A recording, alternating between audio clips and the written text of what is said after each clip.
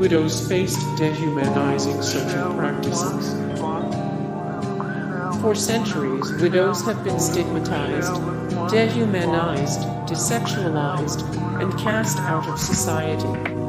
Nothing symbolizes the treatment of widows in India better than sati, the often forced practice of a woman meeting her demise on her husband's funeral pyre.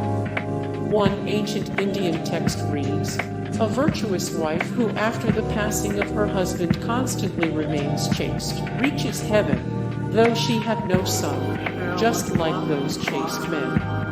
But a woman who, from a desire to have offspring, violates her duty towards her deceased husband. By violating her duty towards her husband, a wife is disgraced in this world.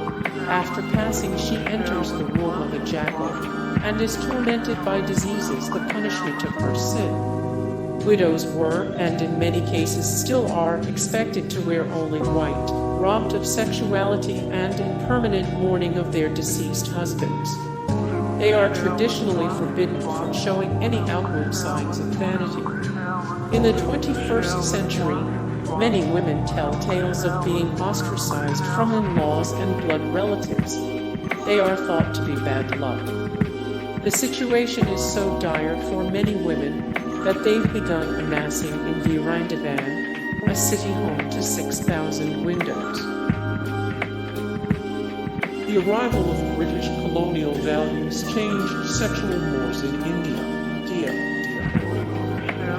In 1756, the East India Company (EIC) marched into India with a private army and began colonizing the subcontinent with the intent of exploiting its natural resources as vast labor force for maximum profit. By 1803, EIC controlled the entire region, commanded 260,000 troops, and was so thoroughly exploiting India that the Hindu slang for plunder, loot, entered the British vernacular.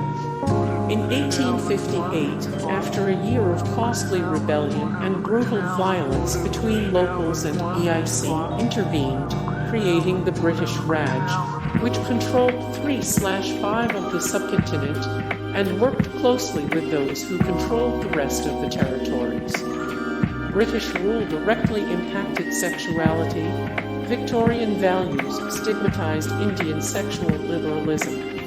The pluralism of Hinduism and its liberal attitudes were condemned as barbaric and proof of inferiority of the East.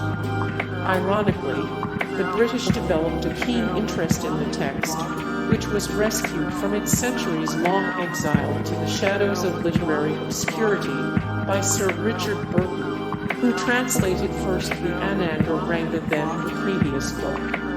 The British also improved education for girls and women, raised the age of consent, and permitted widows to get remarried.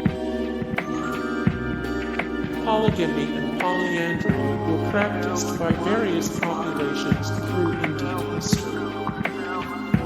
Polygamy and polyandry were practiced by various populations through Indian history.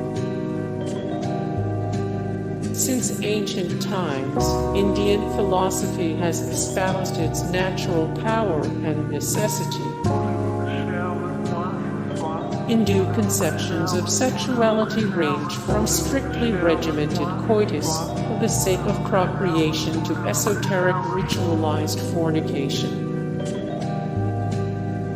The arrival of Muslim rules changed aspects of public sexuality and gender in northern India. A tantric ritual may have evolved into a secret late-night orgy game. A tantric ritual may have evolved into a secret late-night orgy game. Practitioners of ancient esoteric Indian tantric rituals aim to achieve higher consciousness and divinity through meditation. The Ananga-Ranga was widely accessible. India was the first culture to openly provide sexual education. India was the first culture to openly provide sexual education.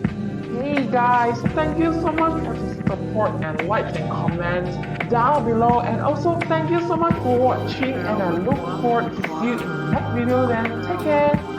Bye.